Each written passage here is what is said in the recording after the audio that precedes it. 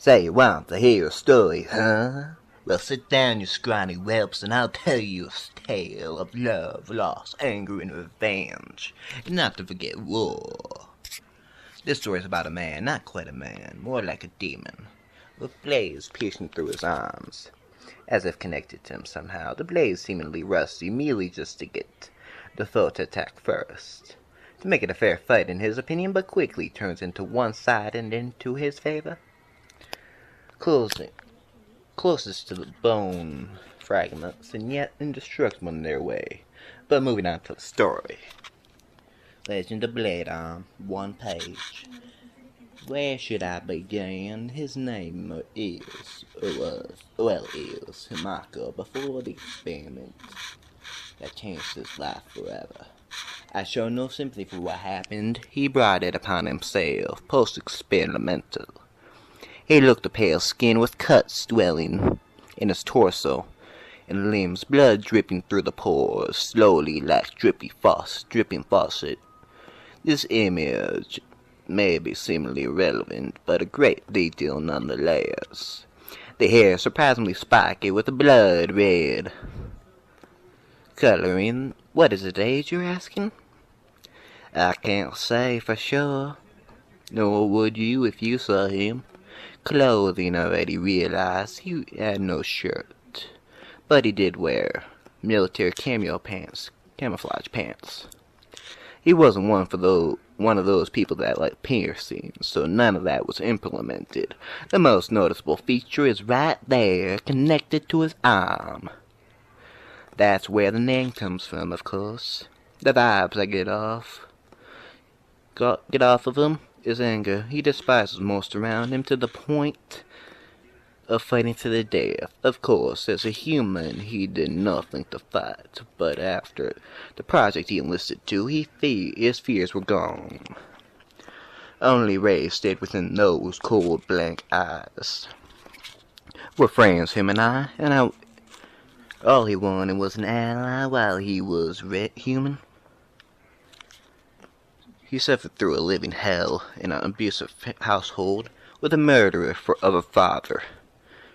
That later, 14 years old, he saw his father take his own life. He said it was good for him. Sad shit, huh? Well, when he was a teen, before he was a teen, 14 of his father was alive. One by one, the madman of a father killed his son's family. All 14 of them, one a year. Guess who was lucky number 1? That's right, the birth giver of him. Yeah. He was there to witness the shows, or forced to in that case.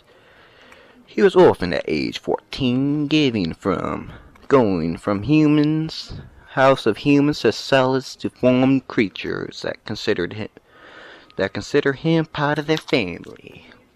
But at the demonic school for the gifted, it's a different story. At a fighting ring, it always ended one-sided for the actual gifted ones. Even as foster family's son, challenges him and defeats him all the time.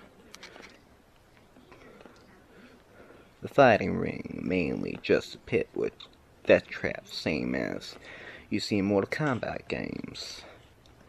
Luckily, Michael didn't fall in any of them to make his demise quicker. While he was human, at least. But when he saw an experiment center